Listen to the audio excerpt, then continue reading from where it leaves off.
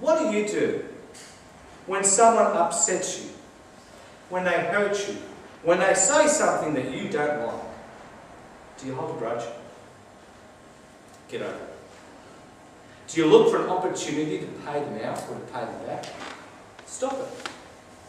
Do you go out of your way to complain about what they have done for you? Don't do it. Do you turn and bless them? Do you seek restitution? Do you go as the offended party and say, there is a problem here, can we work on it? That is what God did. If we are to be anything like God, anything like Jesus, anything at all like Him, then our attitude should be one that does not see me as most important, but you. Now, it's not all bad news. See, as Jesus descended, He emptied Himself, He died on a cross, God raised Him up, and the promise is God will do the same with us.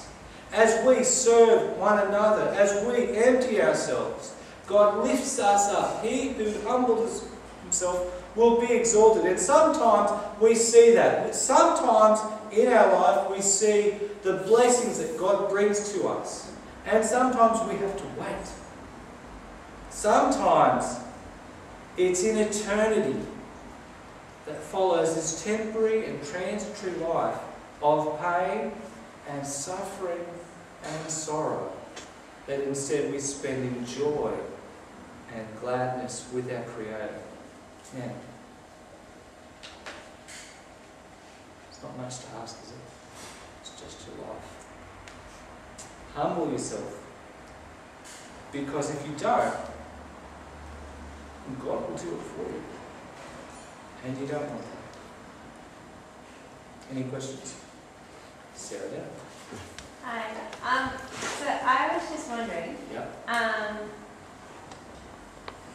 in the way that I agree with what you said, I was just clarifying. That's good. For starters, just wanted to clarify that because it'll come out wrong. Isn't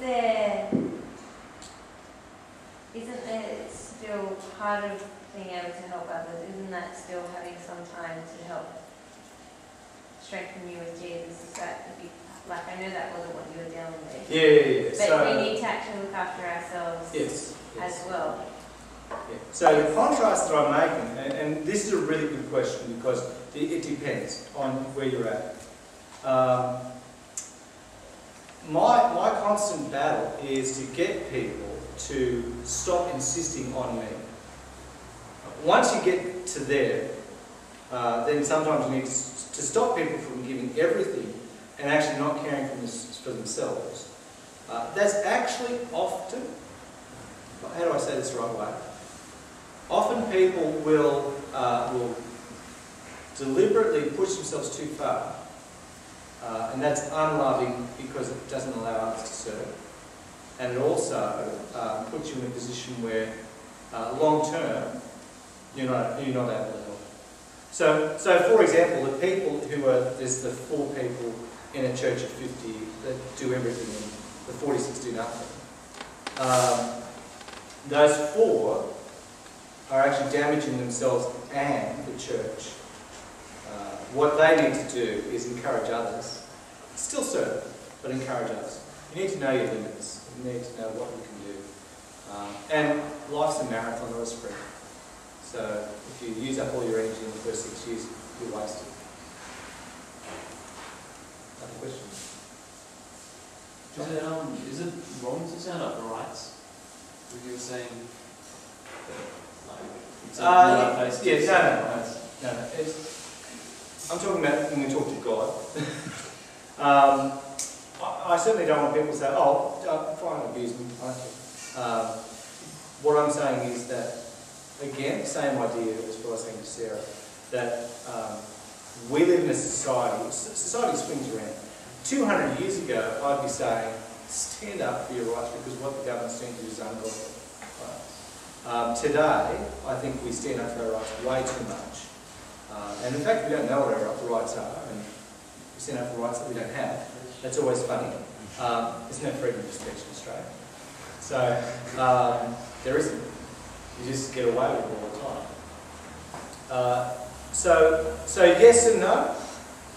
Most of the time, my freedom impinges on other people's rights. And so you've got to work that out. My freedom impinges on your freedom. And so you've got to work out where do you start and where do I finish with that. It's a similar idea, and this is, you might remember we did boundaries way back in the beginning of the year. Knowing what is your responsibility and taking care of that. And I want people, that's what I want people to do, is know what their responsibilities are and take care of it. We live in a society that has no responsibilities. We live in a society where people think their responsibility is to get out of bed. Well, no, there's more to life than getting out of bed. Well, for some people, that's a good start. I'm not going to look at any teenagers. For some people, that's a really good start, but, you know, there's more to life than that. You know, there's people to serve. And, you know, I've just heard too many people go, oh, no, I can't do that because, you know, get a life. But I'm not saying that yet. Any other questions?